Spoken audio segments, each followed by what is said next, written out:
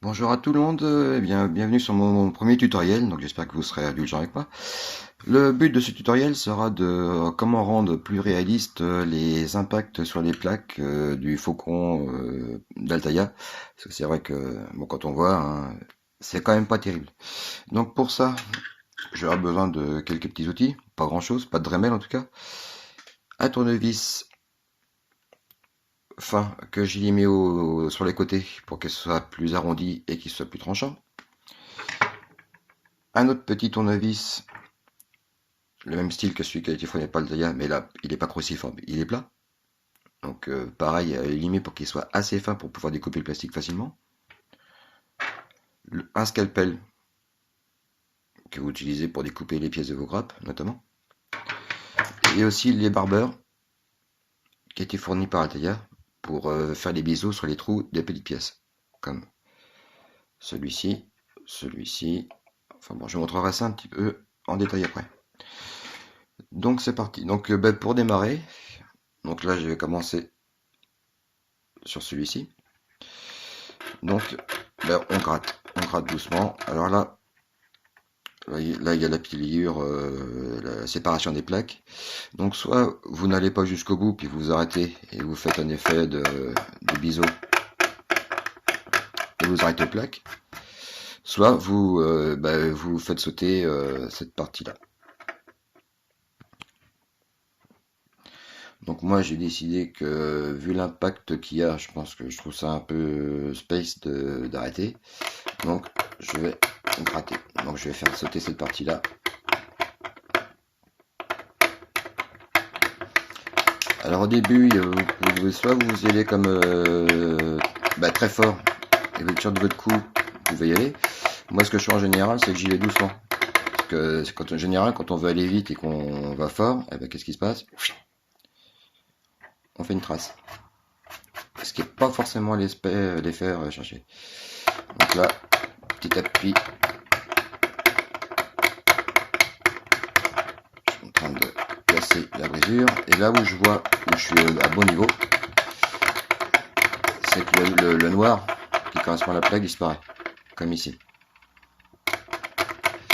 Alors quand vous allez gratter, vous allez voir, vous risquez d'avoir des petites des petits traits qui apparaissent. Alors soit vous utilisez le primeur pour reboucher les trous, soit vous voulez encore pour pas reboucher les trous, pardon, mais pour enlever les effets de striure, soit vous prenez, moi ce que je fais, je prends ce tournevis là, hop, et je prends, et comme il est un peu tranchant, je me débarrasse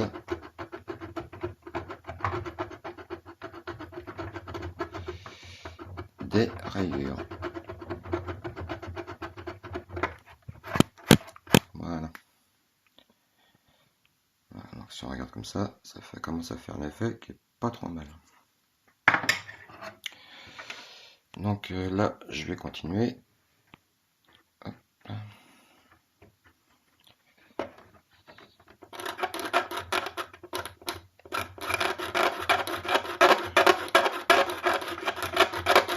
Alors soit vous donnez un effet de biseau très très fin le long de la courbe d'origine et vous mettez votre scalpel quasiment à la verticale pour faire les traits comme ça. Soit vous voulez faire des gros biseaux comme moi, ici, et vous baissez votre scalpel. Donc gros biseau comme ça, petit biseau comme ça.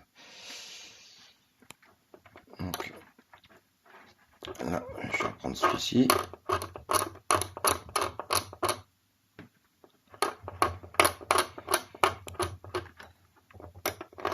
Alors moi ce que je vous conseille c'est de le faire toujours du même côté. Pourquoi? Parce que quand votre maquette elle est comme ça, c'est pas évident de se tourner et de faire de l'autre côté. Donc moi je vous conseille de toujours faire du même côté et de bien utiliser la pointe du scalpel pour commencer à gratter.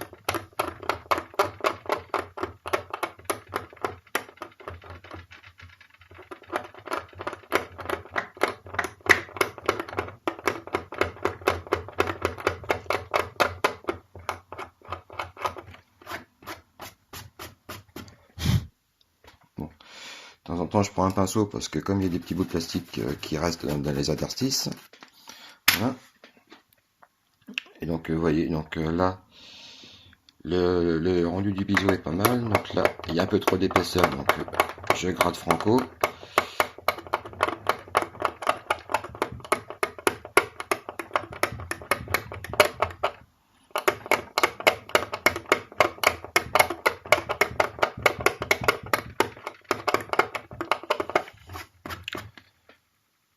Un petit coup de pinceau. Et comme là, je vois que j'ai toujours un peu trop de blocs, je prends mon tournevis et je rabote.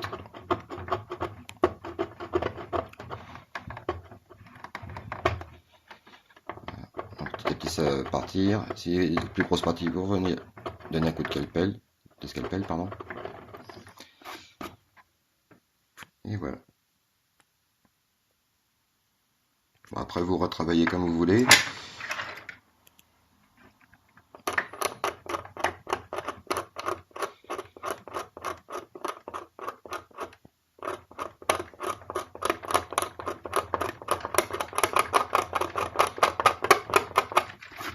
Bon, comme je disais tout à l'heure, quand vous démarrez, là donc je me suis planté, donc ce que je vais faire, c'est que je referai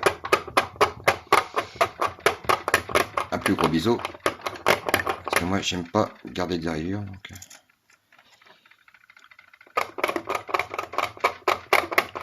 Donc, ce que je disais, donc au début, vous donnez des petits coups pour commencer à attaquer le plastique, et ensuite vous pouvez y aller plus fort.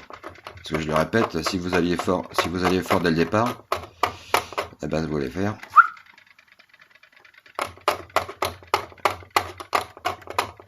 Pour récupérer une rayure, je suis même pas sûr qu'avec les primeurs on puisse le cacher vraiment.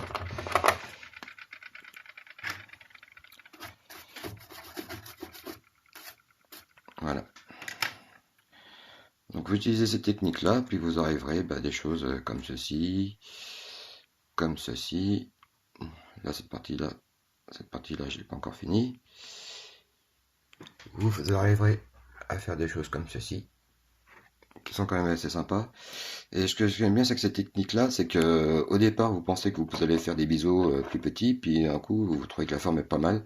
Donc, ça vous permettra vraiment de personnaliser les plaques de votre faucon. Donc, voilà. Donc, si ça a pu vous aider, laissez-moi un commentaire, et puis à la prochaine pour peut-être un tutoriel. Salut!